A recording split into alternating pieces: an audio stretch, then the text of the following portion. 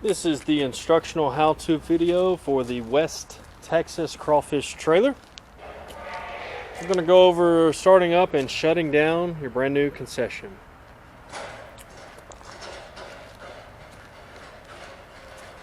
Start off with opening up the concession window.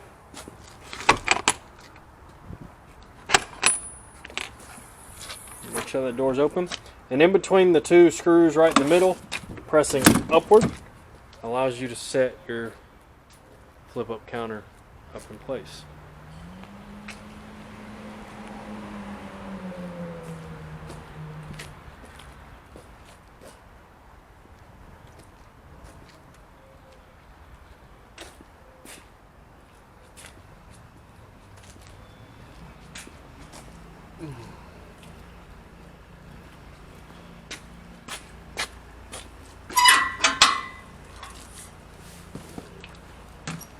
So we've got this gas valve in place.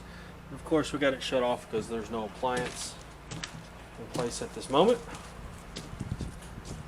We've got paper down for the floors to protect them. So, I want to go ahead and go over a few things while we're inside real quick. I want to make sure that all of your equipment is in the off position before ever turning gas on. I always want to make sure all of these knobs are in the off position. We'll go ahead and turn the interior and exterior light switches on so you can see them. And make sure that exhaust fan switch is off itself. Also, your awning, if the weather is permitting and it is sunny outside with no wind and no rain, you can extend your awning out by this button here, which you'll be able to see it go in and out.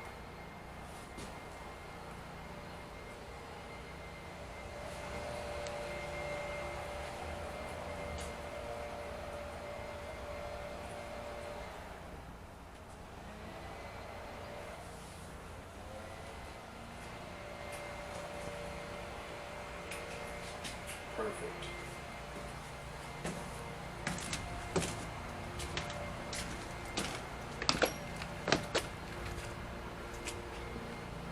Have your exterior lights on in the working position.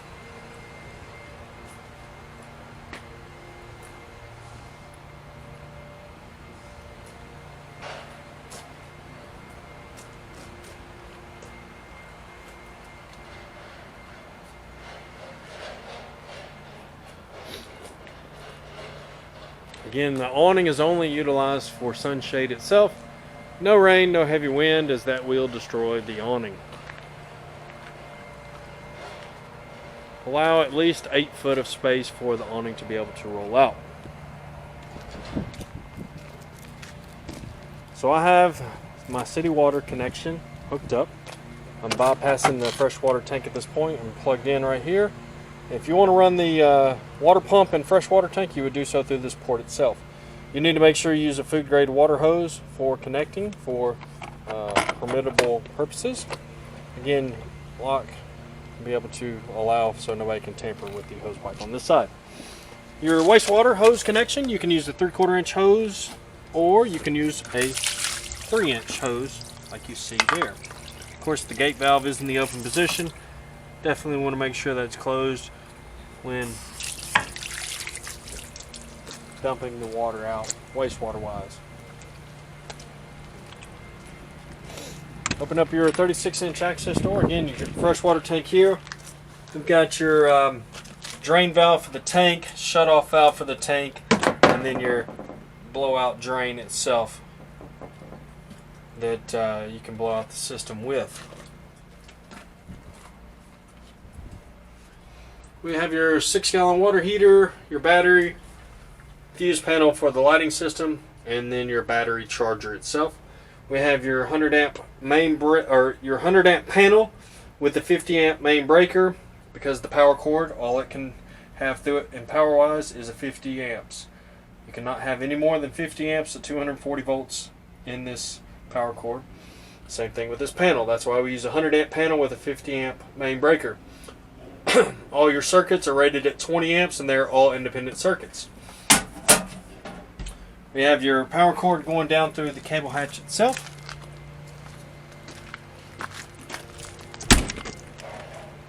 and plugged into your pigtail connector. Always make sure the breaker is in the off position and make sure the power cord is plugged in. Always run on the 120 240 side and always leave the eco throttle in the off position. Simply turn the switch over, press the start button. If you click this button, it's going to show the hours, it's going to show the voltage, the RPMs, and the voltage on the battery itself. When you turn the power on itself, as you can see, we're running 1,000 volts right through, well, 950, I'm sorry, itself.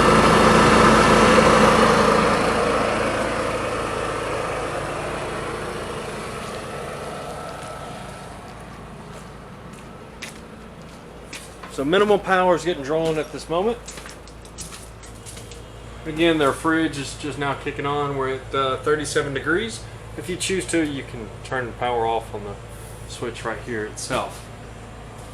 If you'd like to turn the AC unit on, you can do so by rotating this control knob to where the large blue fan is. Always make sure you're on the cold setting and you have air coming out. I have your hot water heater control switch here, which is controlled by that plug there. So that plug is controlled by that switch. Always make sure you have continuous water flow coming through the water heater before you ever turn power to the unit on.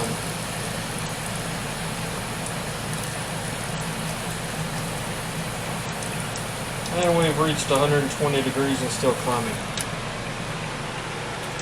Again, no more hot water's needed, and we'll go ahead and turn that switch off so we're not drawing power itself. But when you're in operation, you definitely want to make sure you have that switch on.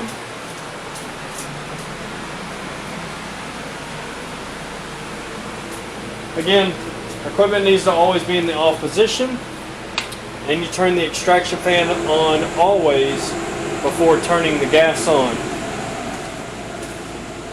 With doing so, then at that point, you would turn the gas on to your tank itself. Your tanks are empty and my tank is live. That's what I'm testing with.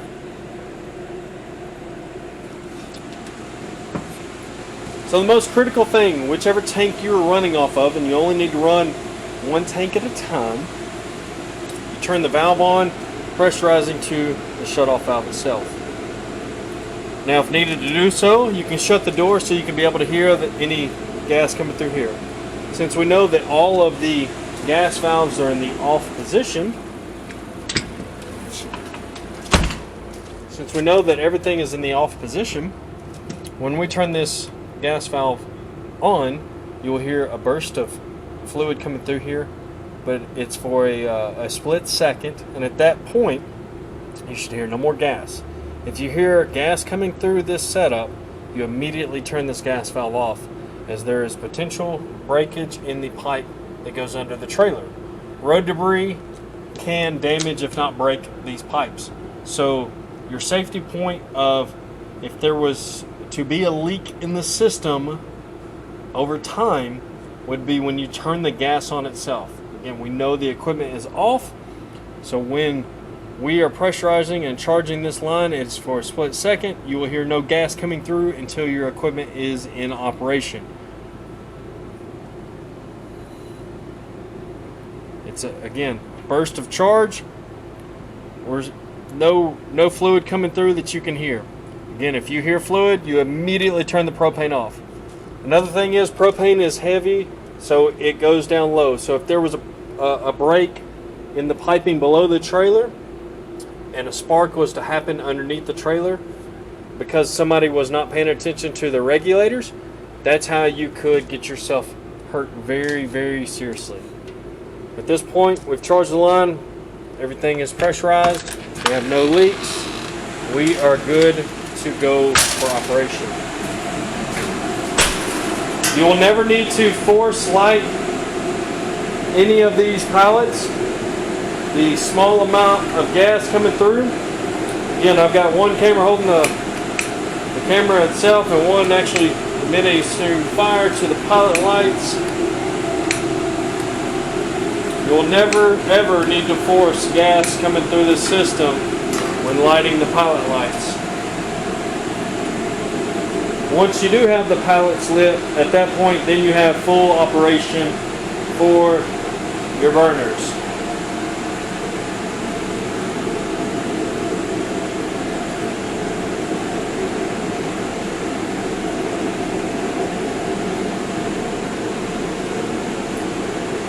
Now do make sure that no loose clothing is worn in the cooking apparatus. Also be careful from leaning over, you know, for cooking supplies, maybe on the back shelf, or looking into any pots or pans that are in the back, as you could open one of these burners open. If it was the front, your potential for getting burned or caught on fire is very, very high if you're not very careful. Also, these metal baling wire that is holding the burners in place is there to keep the burners from bouncing off in transport. Eventually, due to excessive heat, this will need to be replaced with more baling wire. There is no need to cut this off at any point. It is only going to be replaced when it does break due to excessive heat only. For lighting the oven, there is no lighter needed. You want to make sure this stays in the off position, and we will rotate this down to the downward position. At that point, we will push in the pilot button and administer spark through the lighter situation apparatus here. I will have to lay the camera down for just a moment and get it in focus.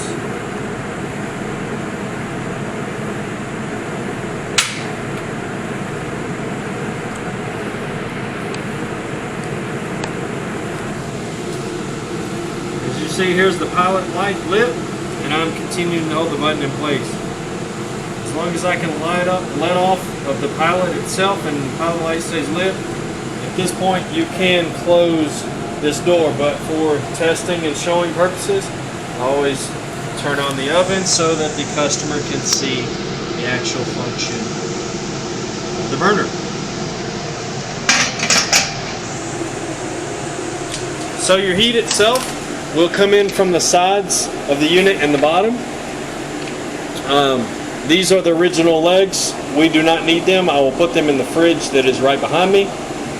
You do have one rack that it comes with as a standard with 5 different slots. 5 different slots that you can position the unit in.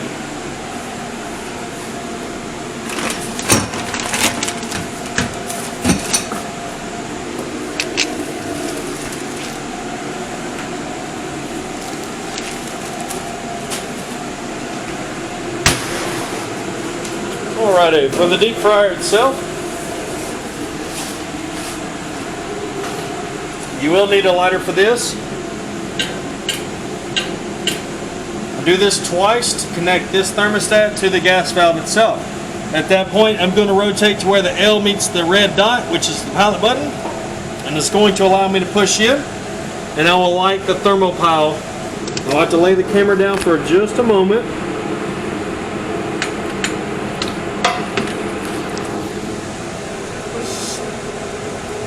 While the thermopile is lit, you do have to continue to hold the pilot button in for generally about 15 seconds on average.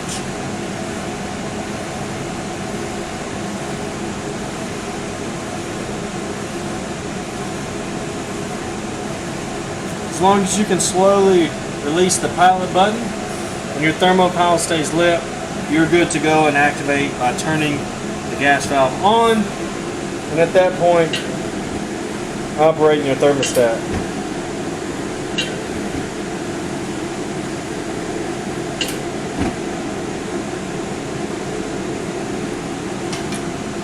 Do make sure that you are done, or when you're done with the deep fry, you do turn it to the off position. Also, there's a drain tube in the fridge behind me that screws into here and allows you to open this valve and drain the vat before transportation. You can remove this heat shield itself for lighting the pilot. Always make sure this heat shield is put in place for operation to keep the flame internal. Again, never travel with oil in the vat itself. This is a 50-pound deep fryer. You always need to plan on being able to drain the oil. So right behind me in the fridge, again, we have the legs for the stove and the paperwork for the stove. And we have the legs for the deep fryer and also the drain tube and paperwork for the deep fryer, as well as the crumb poker, so to speak, for the deep fryer itself.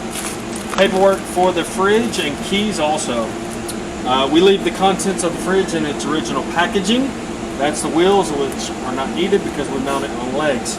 Do make sure that you read all the paperwork for all of your equipment to maintain and properly operate, clean your equipment. Also, the manual for your generator. Do read the instructions for it also.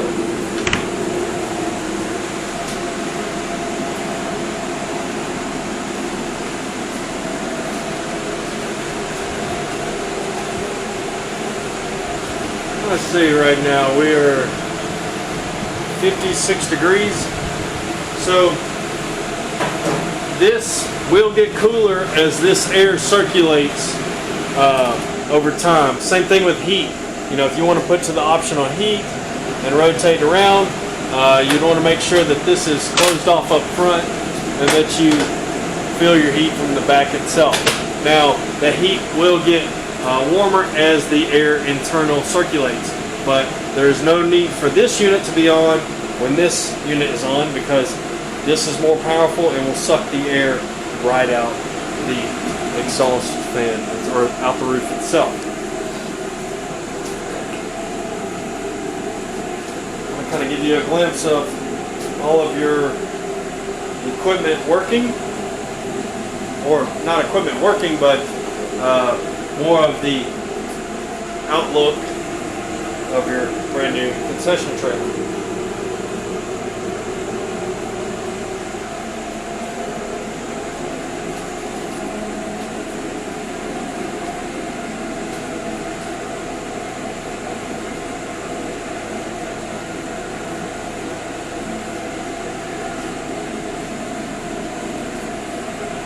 Again, always want to make sure we turn that off. And if you choose to do so, you can turn off the fridge by this button here.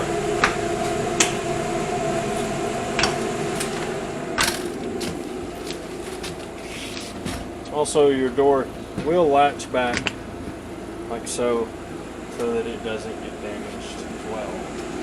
I'm going to go ahead and turn off the gas itself. Always make sure that you turn the valve and the tank off.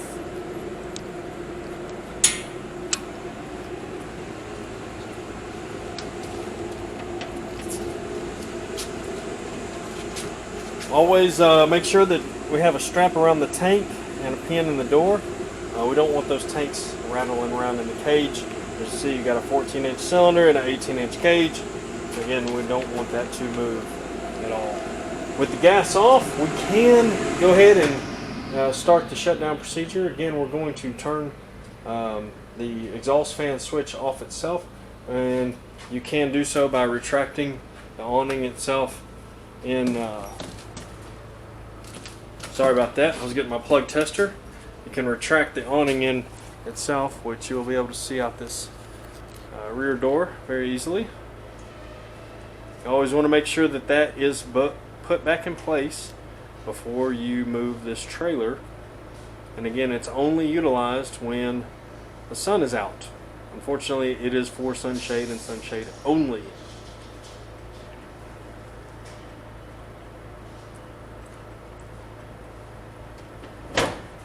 Perfect. Alrighty.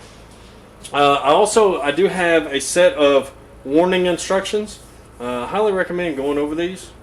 Each and every person that works in this trailer needs to be very familiar with these, as well as CPR certified is not a bad idea, and also basic life support. What I want to do is show the plugs itself. Proper maintenance and cleaning for sanitation and bacteria Very critical. We want to make sure that that is done every day before and after preparation of food for a safe environment for your customers as well as your employees.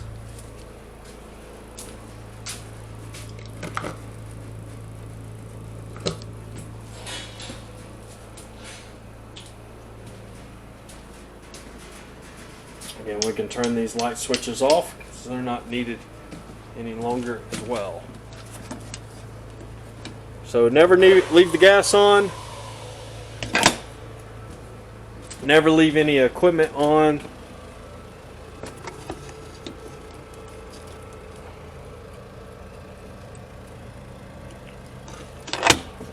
Never leave the lights on. Always make sure that your doors are closed and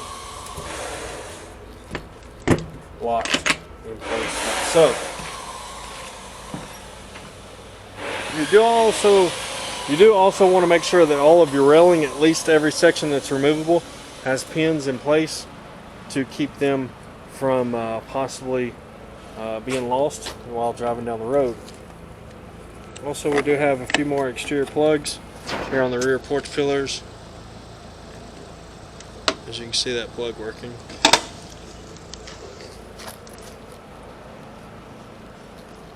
Also, a good rule of thumb to always check lug nuts before transporting. You want to make sure those are good and tight, and making sure that your drive lights, running lights, blinkers, and brake lights are always functioning as they should be. I do apologize.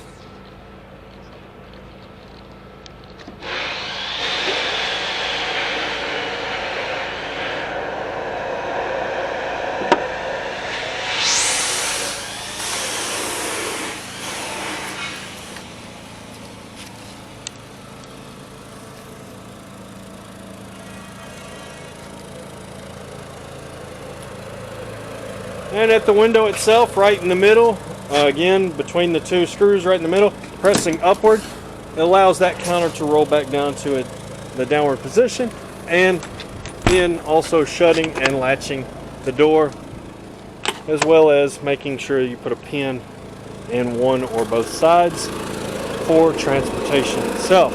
You will need a 2 5/16 ball for transport. Also, you want to make sure that you turn the breaker switch off and turn the generator off itself.